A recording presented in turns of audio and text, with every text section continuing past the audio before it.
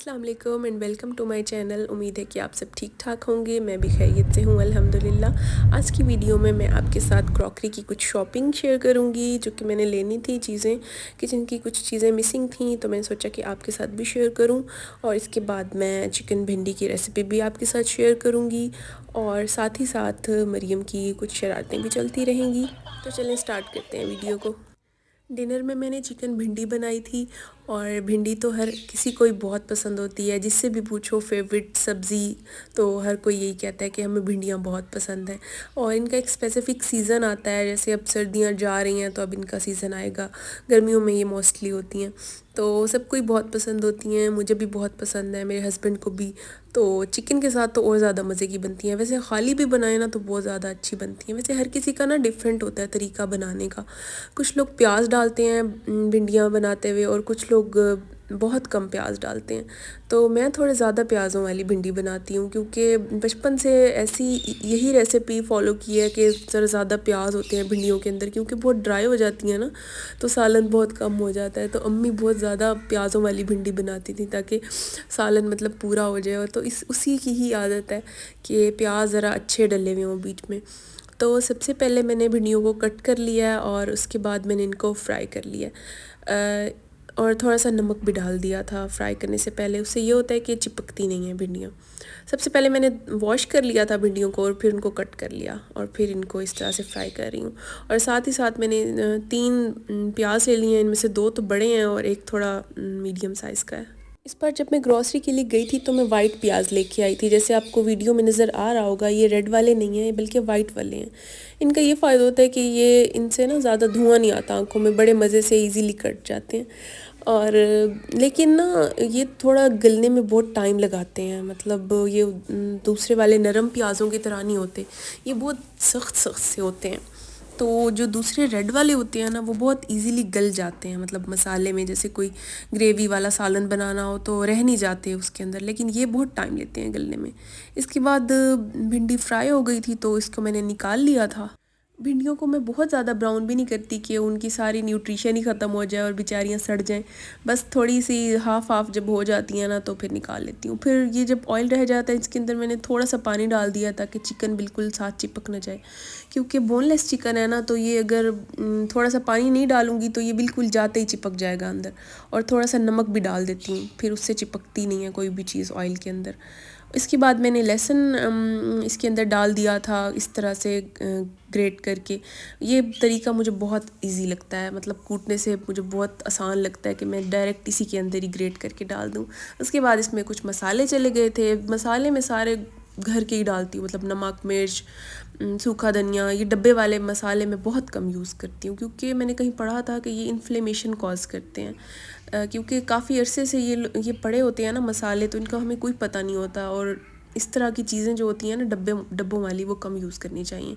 तो जो भी मसाला मैंने बनाना होता है वो मैं ख़ुद ही बना लेती हूँ, डब्बे वाले यूज़ करने की बजाय। उसके बाद इसमें प्याज आ गए, और फिर मैंने प्याज़ों को दम दे दिया था तो वो सॉफ़्ट हो गए तकरीबन 10 से 15 मिनट। उसके बाद मैंने इसमें भिंडी डाल दी, उसको 5 मिनट का दम दे दिया, और बहुत बहुत मज़े का सालन बना था।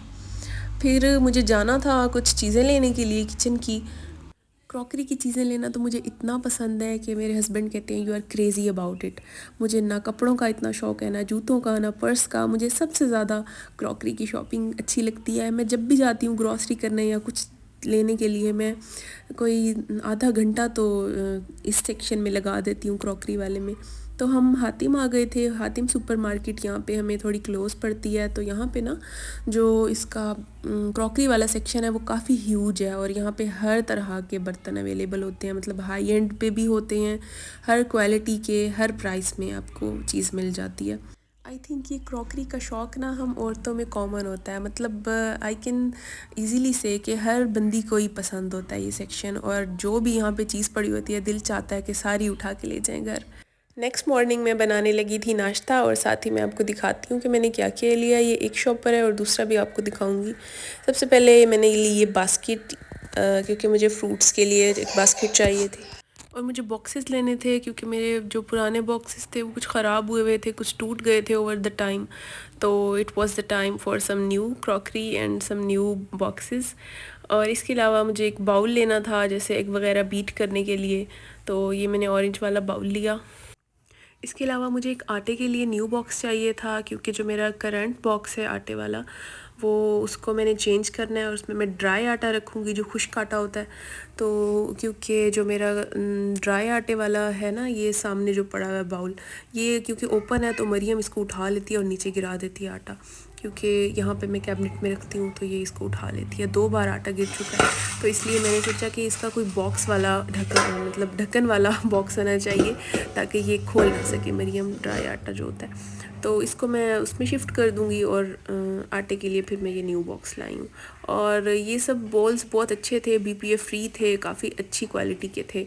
और वैसे भी जो प्लास्टिक की प्रोडक्ट्स होती हैं ना, वो आपको अच्छी क्वालिटी की लेनी चाहिए और BPA फ्री लेनी चाहिए, क्योंकि ओवर द टाइम वरना फिर वो ख़राब हो जाती हैं और सेहत के लिए भी अच्छी नहीं होती अगर आप लो क्वालिटी प्लास्टिक यूज़ करते हैं। उसके अलावा मैंने ये बास्केट ली थी और मैंने सिलिकॉन वाला जो होता है आइस क्यूब ट्रे वो लिया था।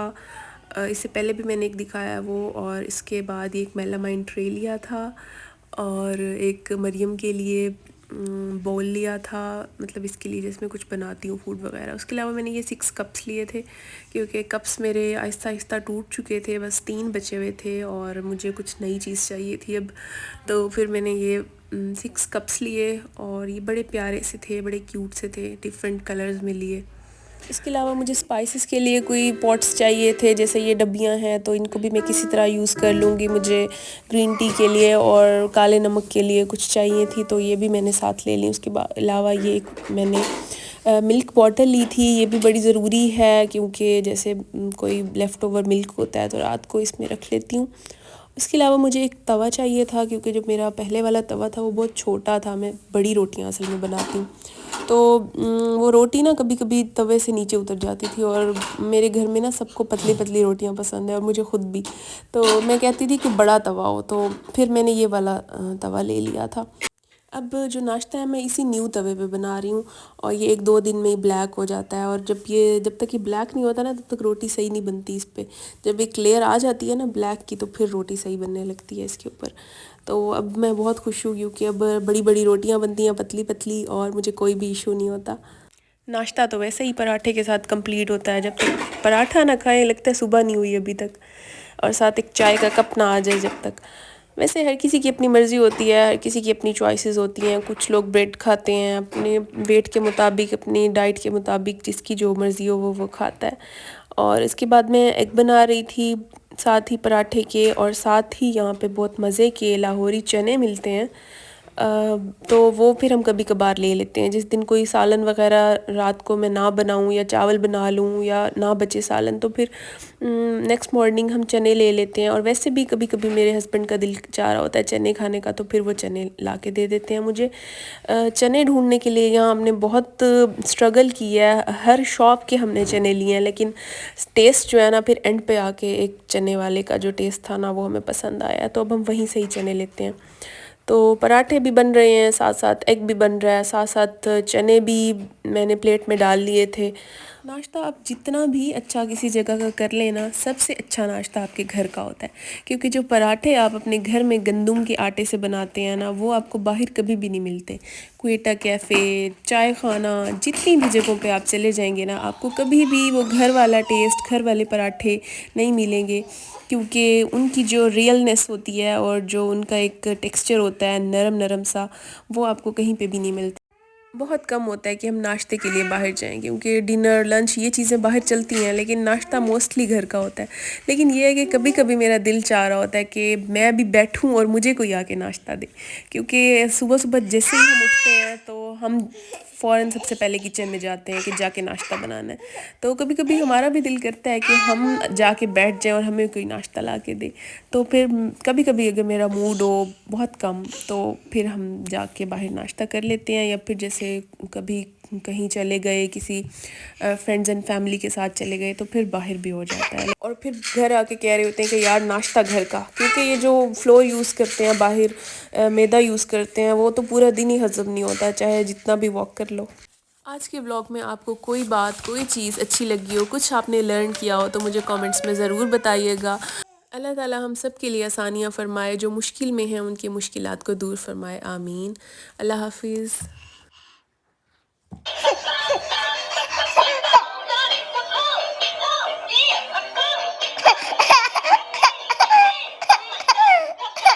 Clapping.